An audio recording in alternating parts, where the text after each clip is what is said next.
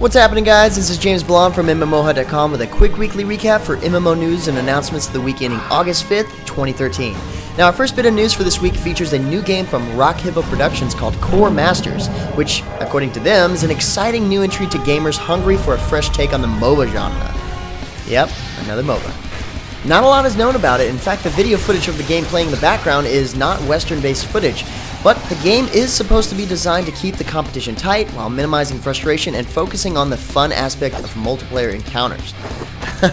Well, that still doesn't explain how different it is. I guess we'll have to wait and see. An official date for the closed beta is yet to be announced. Perfect World Entertainment and Cryptic Studios launched Neverwinter just over a month ago, and just this past week released a new gameplay trailer displaying their accolades from various game critics and the success of reaching 2 million players. According to the team on Neverwinter, this is just the beginning. They've got the Fury of the Feywild modules coming on August 22nd, like I mentioned in the last news recap. Check the link in the description below for a pretty cool infographic from Neverwinter, only 1 month in the making. Wargaming's been celebrating its 15 years of gaming since this year's E3, but last week started lots of in-game festivities for World of Tank players. But other than that, and opening a new office in Austin, Texas as the home of Wargaming's producing center, Central Technology and Global Business Intelligence Groups, Wargaming announced the acquisition of Total Annihilation and Master of Orion IPs. And according to a statement from Wargaming's CEO, they're more than willing to give a new lease of life to these classic strategy games we grew up playing. On top of all their crazy announcements, World of Warplanes released episode 2 of their flight school tutorial, along with a new trailer showing off the army of British planes that the game plans to incorporate before it launches. Rena gets her second transformation as the Night Watcher class in Elsword's Transformation Evolution series. The Night Watcher is Elsword's first female swordsman, and she wields her legendary blade with grace and poise, truly transforming beyond the trapping ranger and becoming the leader in battle. With her lighter magical sword, she's able to execute faster melee attacks than ever before, and by combining that with her trapping and archery skills, she's got the entire spectrum covered, which, as you can imagine, seems like a pretty terrifying figure on the battlefield. I just wish they would bring back their epic trailers. But it's really awesome that they finally launched the game on Steam. Last week it was announced that Webzen's first FPS game, Arctic Combat, will be shut down. As of August 2nd, Webzen gradually shut down the item shop, download page, and the one-to-one inquiry service. And September 2nd will mark the discontinuation of the game entirely.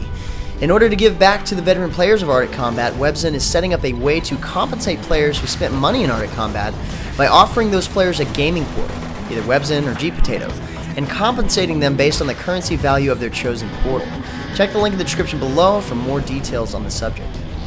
As some of you may know, last week I was at SOE Live in Las Vegas, checking out all of SOE's games, but most excitingly, EverQuest Next. The game has been in development since 2009 and is on its third iteration, and just as they said, while keeping with the extraordinary influence that the original EQ and EQ2 games had on the industry, they tried to reinvent that influence for EQ Next. After learning about it for 3 days straight, I've got to say this game has some pretty interesting fundamental elements to it, like multi-classing, destructible environments. Yeah, that's right, you can actually destroy everything around you. Permanent change, emergent AI, which happens to be my favorite aspect, and life of consequence. But on top of that, SOE announced a tag-along game called EverQuest Next Landmark that ties into and gives players the powerful, intuitive building tools that SOE is using to create the fully destructible world of EQ Next with all of the social functionality expected from a modern MMO. Like I said, I got some pretty cool EQ Next stuff to talk about, so be sure to check out my follow-up video to get an explanation and impressions on what I got to see on the game. Now, EQ Next and EQ Next Landmark wasn't the only exciting info announced at SOE Live. Dragon's Prophet announced its launch date for North America and Europe for September 18th of this year, and a lot of new features will be added to the game all the way up to launch, including the Frontier system that allows players to partake in Alliance Siege matches featuring multiple guilds as they fight to control citadels. And once in command, players will have to continuously upkeep their kingdom and defend the city walls from enemy guilds. Look forward to my interview with the senior producer of Dragon's Prophet for more details on many of the features that they plan on adding to the game all the way up to launch. PlanetSide 2 revealed Hossin this past week as the fourth continent of Araxis, and come to find out, the developers have been working on Hossin since before the game launched late last year. Unlike the other continents, Hossin has a jungle/swamp theme to it that changes up the playstyle a bit, with environments best suited for infantry and ground-based units. Anyone flying around these huge trees and tightly packed obstacles either have to be a complete badass or packing some napalm, or both. The new continent is still on its own test server for now, and no announcements have been made on when it'll launch. All I can say is I can't wait to scout the tree canopy with an infiltrator. And finally, for the rest of the SOE news, DC Universe Online shows off DLC 8 featuring the Sons of Trigon, set to launch this September. In Sons of Trigon, players get to explore a nightmarish version of Gotham, battling alongside Wonder Woman or her adversary Circe in new high-level multiplayer and solo adventures. The new DLC also introduces the 11th power, Celestial, granting blessed or cursed abilities focused on healing, as well as new Legends PvP characters like Donna Troy and Cheetah, which actually will be the first super speedster to be on the legendary roster. Although DC Universe Online is a free-to-play game, the DLC content packs typically run players around $10, but are well worth the add-on content. Late last week and early this week, Warner Bros. Interactive released information about the Founders Program in Infinite Crisis.